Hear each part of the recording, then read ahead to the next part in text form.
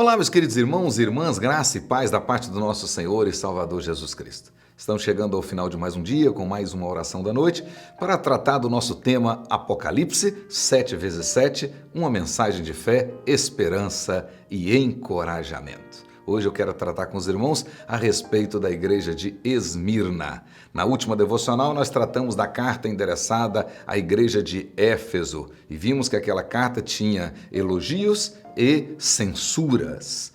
O próprio Senhor Jesus elogiou, mas também censurou a igreja dos Efésios. Ela foi uma igreja rica em obras, contudo uma igreja pobre de amor. Uma igreja forte na ortodoxia, contudo fraca na ortopraxia. Uma igreja que odiou o pecado e o pecador. Na época da carta, a igreja havia perdido a doçura do primeiro amor. A igreja perdeu a misericórdia, perdeu o ardor missionário. Muitos daquela igreja, na época da carta, haviam se tornado áridos, sem compaixão. A Bíblia deixa claro que Deus, de fato, odeia o pecado, mas estende a sua graça ao mais vil pecador. Conforme disse, hoje então nós vamos estudar a segunda carta, a carta à igreja de Esmirna, considerada pelos dispensacionalistas uma igreja que representa a igreja perseguida, né? Personalizada aí no período de 100 até 303 depois de Cristo, do ano 100 até o ano 303 depois de Cristo. Mas na realidade nós não cremos assim. Nós cremos que a igreja de Esmirna, de fato, era uma igreja histórica, que a despeito das dificuldades, perseverou em sua fidelidade. E por isso foi uma igreja aprovada por Jesus, que só recebeu elogios. Podemos dizer que a igreja de Esmirna é uma igreja provada e aprovada. Uma igreja pobre e humilde, contudo fiel, a despeito das tribulações, das perseguições. Por isso, evidenciou a sua verdadeira riqueza, riqueza em graça, perseverança, virtude aos olhos de Deus. Esta carta, mesmo sendo a menor das 7 cartas, prova para nós que é possível ser fiel a Deus mesmo diante das tribulações, das provas e das perseguições. Uma das grandes verdades que esta carta pode nos ensinar hoje é de que nada poderá calar a igreja fiel do nosso Senhor e Salvador Jesus, nem a morte.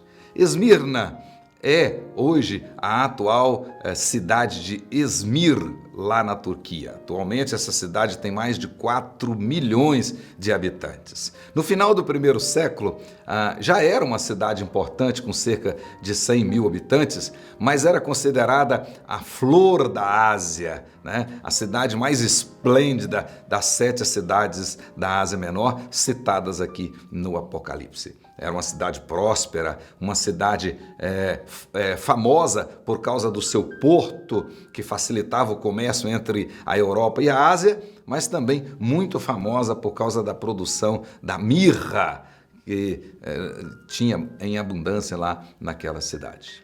Também do ponto de vista religioso, era uma cidade, um centro religioso. Esmirna, além do culto ao imperador, também adorava os deuses Cibele, Apolo, Asclépio, Afrodite e Zeus. A igreja cristã lá de Esmirna, provavelmente fundada pelo apóstolo Paulo por volta da terceira viagem missionária entre os anos 54 e 57, nesta época da carta, era pastoreada pelo apóstolo João, auxiliado por Policarpo, considerado um pai apostólico. Ao contrário da cidade, a igreja de Esmirna era uma igreja pobre, era uma igreja formada de pessoas muito humildes e pobres, perseguidas, muitas delas expoliadas.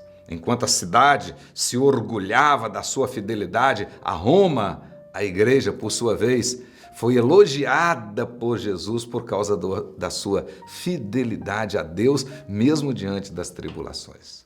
Então vamos analisar a carta. Observe bem aí, como no caso de Éfeso, aqui também. Nós temos aí a apresentação do autor. Observe bem o versículo 8. Estas coisas diz o primeiro e o último, que esteve morto e tornou a viver. Essa identificação já tinha aparecido lá no capítulo 1, no versículo 8, versículo 17, também no versículo 18, referindo-se ao Cristo glorificado. Alfa e ômega são duas letras do alfabeto grego, a primeira e a última, e significa, portanto, o Deus criador, o Deus sustentador, o Deus governador de tudo, o Senhor absoluto de todos e da história, passada, presente e futura. Mas vemos aí também a declaração de conhecimento. Observe o versículo seguinte, diz assim: conheço a tua tribulação, a tua pobreza, mas tu és rico, e a blasfêmia dos que a si mesmos se declaram judeus e não são, sendo antes sinagoga de Satanás. Até o verso 9. Esmirna era, conforme já disse, uma igreja pobre e carecia de quase tudo, do ponto de vista humano. Mas a pobreza material era sem importância diante da riqueza espiritual. Por isso é que Jesus complementou dizendo: mas tu és rico. Sim, a igreja de Esmirna era uma igreja rica, pois fora comprada por um elevadíssimo preço, ou seja, o preço do sangue de Jesus. 1 Pedro, capítulo 1, versículos 18 até 19. E quando o texto diz assim, a blasfêmia dos que a si mesmos se declaram judeus e não são, sendo antes sinagoga de Satanás. A palavra blasfêmia aqui significa as calúnias, as acusações injuriosas dos judeus contra os cristãos. Embora eles fossem judeus de raça e de religião, conforme diz o apóstolo Paulo lá em Romanos capítulo 2, versículos 28 e 29, eles eram inimigos da cruz de Cristo.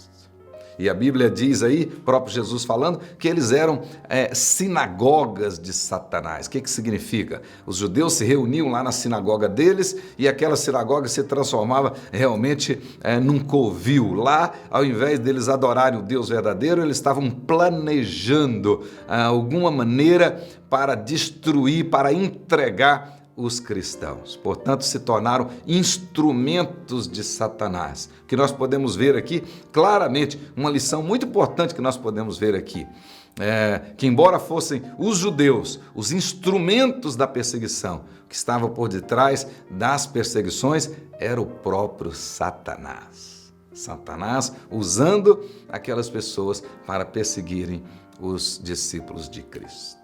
A carta não tem censuras. Na realidade, só tem exortação e promessa. E nós podemos ver aí as duas principais exortações. Versículo 10. Não temas as coisas que tem que sofrer. É a segunda vez que Jesus usa essa expressão, não temas. A primeira foi lá no capítulo 1, verso 17. Eis que o diabo está para lançar em prisão alguns de vós, para ser dispostos à prova, e tereis tribulação de 10 dias. Fica claro aqui que quem está por detrás dessas perseguições é o próprio diabo, o próprio Satanás, a antiga serpente.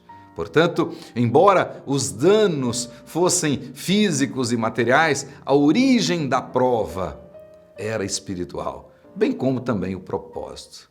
De um lado, Satanás perseguindo a igreja, mas Deus permitindo para provar a fé dos verdadeiros cristãos. Então nós temos aqui uma verdadeira batalha espiritual contra o diabo.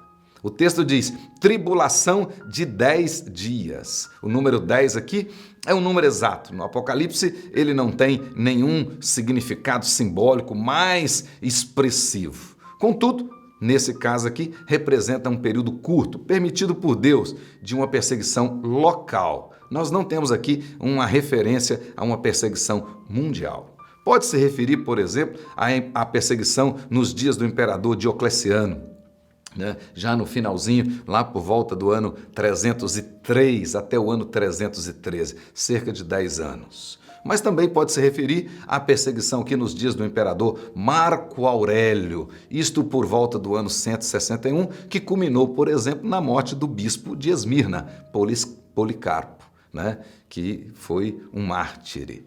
Pois bem, e no verso 10 diz, ser fiel até a morte. Uma ordem para ser fiel agora, ser fiel diante da morte e até a morte. E é assim que o crente tem que ser. E por fim, o texto fala aí da promessa e do prêmio. Dar-te-ei a coroa da vida. É uma referência à vida eterna. E termina dizendo, ao vencedor, de nenhum modo sofrerá dano da segunda morte. Segunda morte aqui é a morte eterna. A primeira morte é a morte física e alcança todos os crentes incrédulos. A segunda morte é a morte eterna, reservada para os incrédulos. É dessa morte que fala lá em Apocalipse capítulo 20, verso 6 e verso 14. E termina lá no livro do Apocalipse capítulo 21, versículo 8, dizendo o seguinte: quanto, porém, aos covardes, aos incrédulos, aos abomináveis, aos assassinos, aos impuros, aos feiticeiros, aos idólatras e todos os mentirosos, a parte que lhes cabe é o lago que arde com fogo e enxofre, a saber, a segunda morte. A segunda morte é um inferno. E desta, melhor dizendo, os crentes verdadeiros estarão livres. Que Deus te abençoe, meu querido, e abençoe a sua casa. Que nós possamos continuar fiéis agora e até a nossa morte. Em o nome de Jesus. Que Deus te abençoe.